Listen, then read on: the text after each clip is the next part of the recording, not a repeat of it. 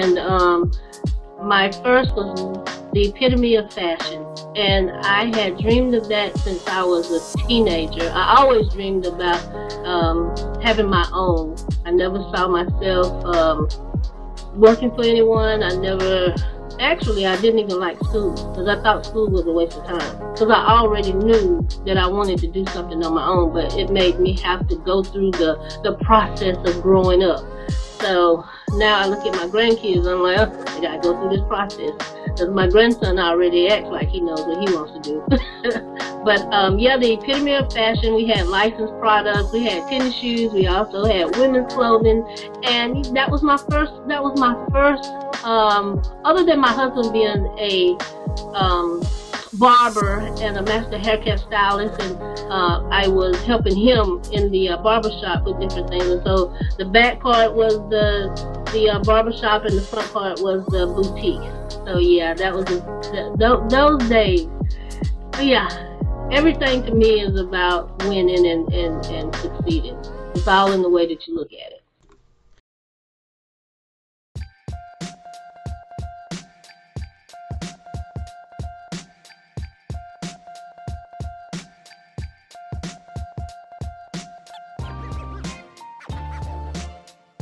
And listening to the system, listening to the lies that they give us, we fail to realize that we are creators, and we think that we have to live life through the eyes of the government and those that want to create for us. But we're not here for someone else to create for us. We're here to create for ourselves. That's the reason we're here. We're here to manipulate energy in the best way that we can.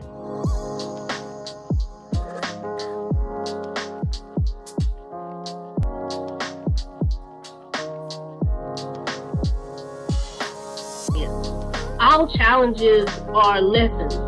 Like, I don't get depressed about anything. I try not to. The only thing I do get depressed about is if my children don't listen to me. And now they think they don't have to listen to me because they are of age. So other than that, life really doesn't make me feel uncomfortable. Because I feel like you can only feel uncomfortable if you allow it.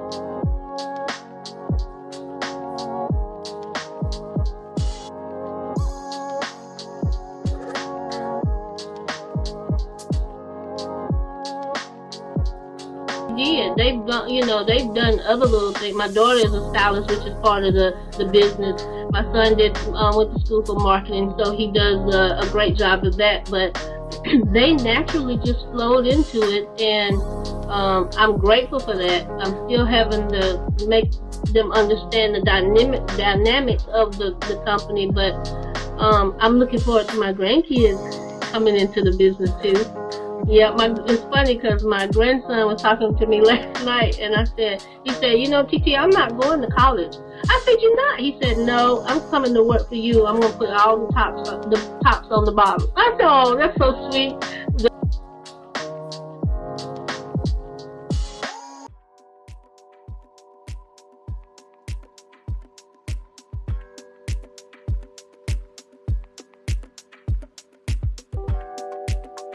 In the salon that have done plenty of videos. That was one in particular that everybody knew. So, you know, even Beyonce's hairstylist has posted some things, and we post that. So everybody knew Kim and North, so it was a big deal. But I have other people that have done it also, which is also a big deal.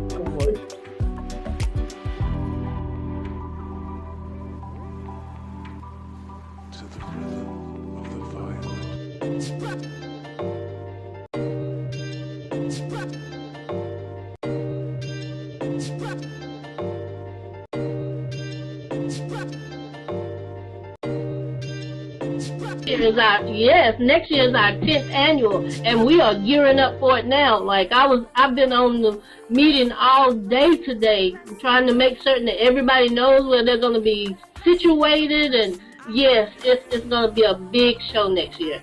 I can't wait, because this year's 2023 was amazing.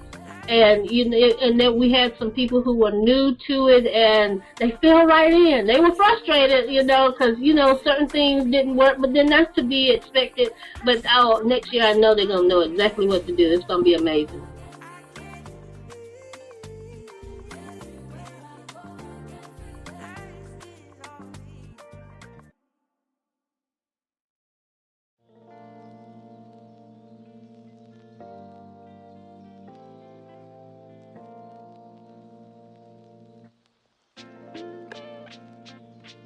My daughter and I, we do Dear Miss Kim together. She's been let's say taking a little vacation, so I've had to do it alone for a couple of times.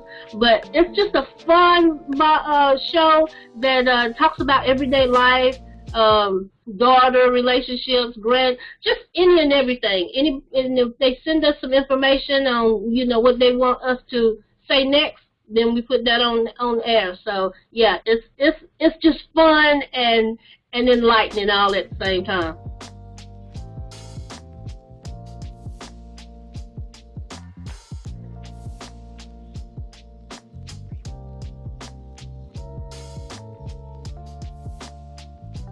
Pinkalicious is my breast cancer awareness event. That is the second Saturday in October every year. We're gearing up for that now, where we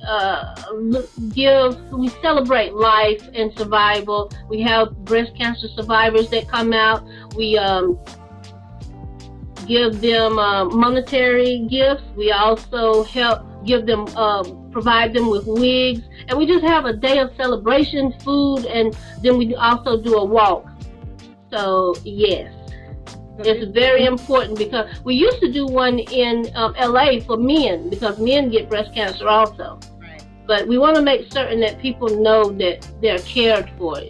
So many people go through situations in life and maybe they don't have any support. So we want to make certain at least this one day they understand that they are cared for and supported.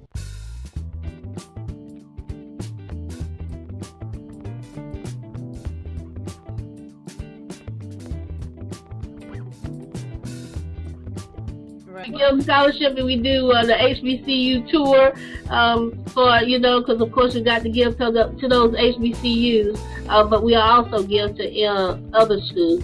And then we do a food drive, we do a toy drive, Pinkalicious, the HBCU tour, and if anybody comes along and they need some help, we try to help them.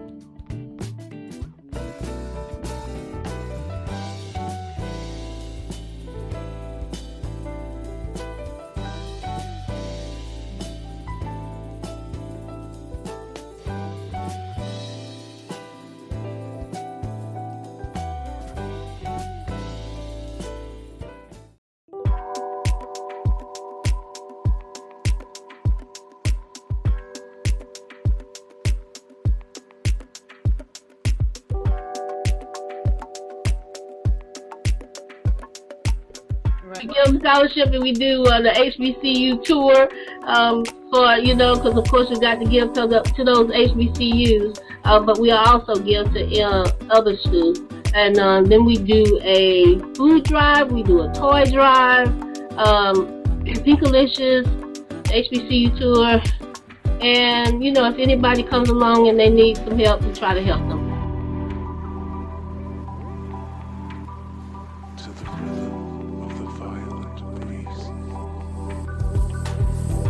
One advice I would give is to dream.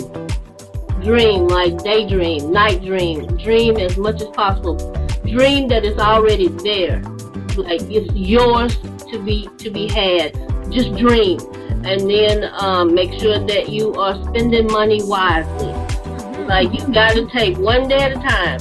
So just stay focused and determined, and don't allow anyone to steal your dream or tell you it's not worth it. Because when I started Sheen magazine, it was horrible. People just said, "Kim, you being ridiculous. You starting this magazine at a time when this going digital. Why would you do?" You would be surprised at who said it and how many said it. but I didn't hear them. So when you want something, you can't hear them. You can't hear anybody but what's in your ear. And always look for the solution and not to hold on to the problem. If you hold on to the problem, you can't look for the solution. Pay your bills. You know, if you say you're gonna do something, do it and move on. Yeah, and enjoy life. Like, and I don't know if I should say this, but my mom taught me this. She said, because I hear a lot of women, and if you want to cut this, you can. But my mama always taught me to enjoy my monthly. And I know that she said, Kim, it's a part of being a woman. And I hear so many women complaining about it, when actually it's a good thing. And so I taught my daughter that, and I expect my daughter to teach my children, my grandchildren that. And I say that because the very essence of who you are, how can you complain about it?